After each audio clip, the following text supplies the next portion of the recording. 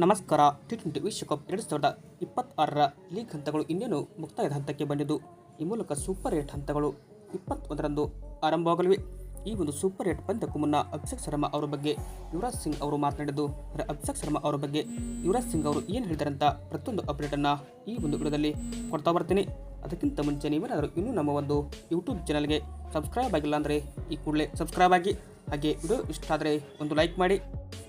ಇನ್ನು ಈ ಬಾರಿಯ ಟಿ20 ವಿಶ್ವಕಪ್ 2026ರಲ್ಲಿ ಅಭಿಷೇಕ್ ಶರ್ಮಾ ಅವರ ಬ್ಯಾಟ್ ಸದ್ಯ ಮಾಡಿಲ್ಲ.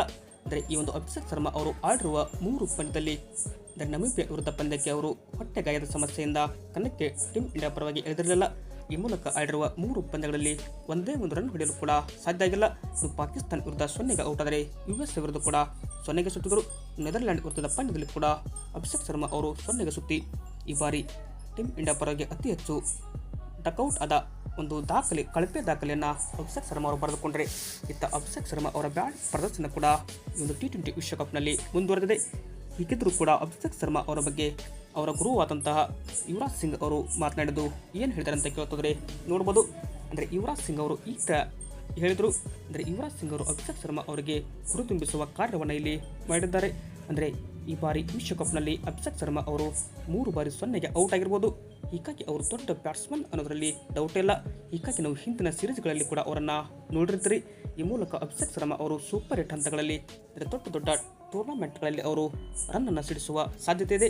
ಹೀಗಾಗಿ ರನ್ ಬರವನ್ನೇ ಈ ಒಂದು ಅಭಿಷೇಕ್ ಶರ್ಮಾ ಅವರು ಈ 3 ಡಕ್ಔಟ್ನಲ್ಲಿ ಏನು ಆಗಿಲ್ವೋ ಅದನ್ನು ಈ ಒಂದು ಸೂಪರ್ 8 ಹಂತದಲ್ಲಿ ಒಂದು ದೊಡ್ಡ ಮೊತ್ತವನ್ನು ಕಲೆ ಹಾಕುವ ಸಾಧ್ಯತೆ ಇದೆ.